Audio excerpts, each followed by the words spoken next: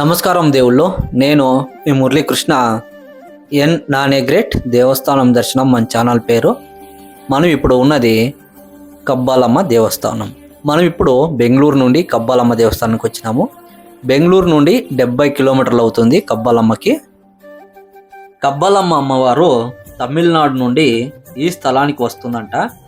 ఇక్కడే ఉండాలని అమ్మవారు నిర్ణయించుకుంటారు. కానీ అప్పటికే ఇక్కడ కొలువుదీరిన మారమ్మ, మంతిన మారమ్మ మరియు కోన మారమ్మ అని ఇక్కడ అప్పటికే కొలువుదీరింటారంట. ఇక్కడ నువ్వు ఈ స్థలంలో నిలవడానికి వీల్లేదు అని మంతిన మారమ్మ మరియు కోన మారమ్మ కబ్బాలమ్మ అమ్మవారికి చెప్తారంట. అప్పుడు కబ్బాలమ్మ అమ్మవారు ఎందుకు వీల్లేదు అని అడుగుతుందంట.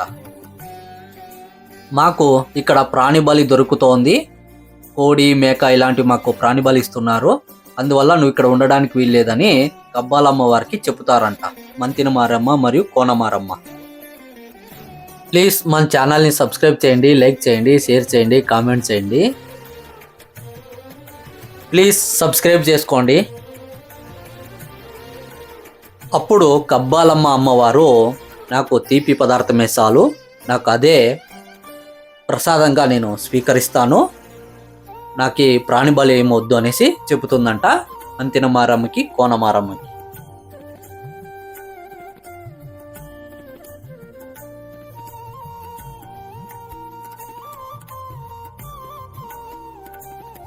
మనం కబ్బాలమ్మ అమ్మవారిని మనం గమనించినామంటే అమ్మవారికి కోరమీసాలు ఉంటాయి. కబ్బాలమ్మ అమ్మవారికి కోరమీసాలు ఎందుకు ఉంటాయి అని మనము నెక్స్ట్ వీడియోలో ఈ అమ్మవారి గుడి దగ్గర కొండ ఉంది, ఆ కొండ గురించి తర్వాత ఆ కోరమీసాల గురించి మనం తెలుసుకుందామండి. ఇక్కడ కబ్బాలమ్మ అమ్మవారు పార్వతీదేవి. మనం ఇక్కడ చూస్తే గణపతిని తర్వాత సుబ్రహ్మణ్య స్వామిని కూడా ఇక్కడ మనం దర్శనం చేసుకోవచ్చు. ఈ దేవస్థానంలో తడే కొడతారు, అది ఏమిటంటే మనము తెలుగులో దిష్టి తీస్తారు అన్నమాట. మనము ఇప్పుడు చూస్తున్నాం కదా, ఇక్కడ గణపతి ఉన్నారు చూడొచ్చు మనము, విఘ్నేశ్వరుడు.